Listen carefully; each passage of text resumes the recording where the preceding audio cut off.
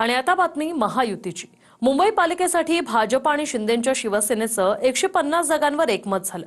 मुंबईतलं 2017चं सूत्र आता नको अशी मागणी शिंदेंच्या नेत्यांनी केल्याची माहिती सूत्रांकडून मिळते। तर मलिकांच्या नेतृत्वातील राष्ट्रवादीसोबत युतीसाठी भाजपचा नकार कायम आहे।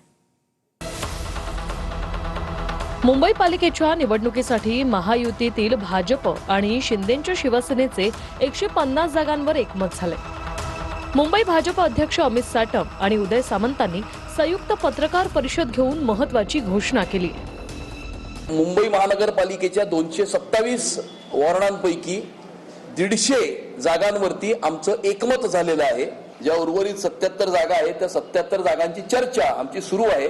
या मुंबईच्या महानगरपालिकेला भ्रष्टाचार विरहित प्रशासन द्यायचं आहे आणि ही मुंबईकरांची इच्छा आहे। जागा किती कोण लढतंय याच्यापेक्षा आम्ही महायुतीने पुढे जातोय आणि कुठच्याही परिस्थितीमध्ये 150 जागांपेक्षा जास्त जागा हे जे आम्ही जिने सांगितले की आम्ही जिंकणार ते आम्ही 100% जिंकणार।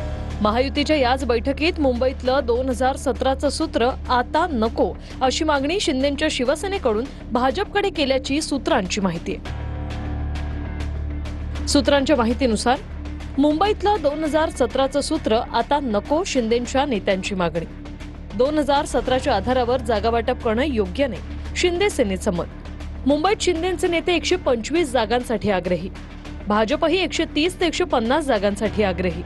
बंडखोरी झालेल्या ठिकाणी भाजपनं दावा केला। याचवेळी मलिकांच्या नेतृत्वातील राष्ट्रवादी काँग्रेससोबत आमचं काही देणं घेणं नसल्याचं म्हणत अमित साटमांनी कडाडून विरोध केलाय। तर महायुतीतल्या प्रमुख नेत्यांशी चर्चा करणार असल्याची भूमिका सुनील तटकरेंनी बोलून दाखवली आहे।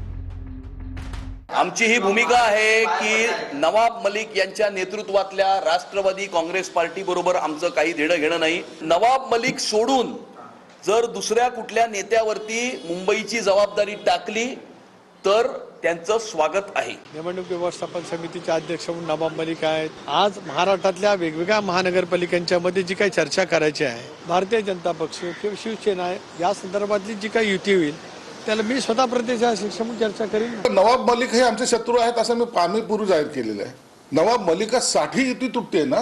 आम्ही एकीकडे राष्ट्रप्रेमाच्या गप्पा मारायचे, दुसरीकडे नवाब मलिक सरकारने घ्यायचं, हे आम्हाला परवडणार नाहीये। यांना नवाबांची लेख चालते पण नवाबभाई चालत नाही, हे जरा जादावर आहे। नवाबभाई यांना सोयीप्रमाणे चालतात आणि सोयीप्रमाणे नको असतात। हा कुठला न्याय? नवाबभाई आणि त्यांच्या कुटुंबावर अन्याय आणि त्यांच्या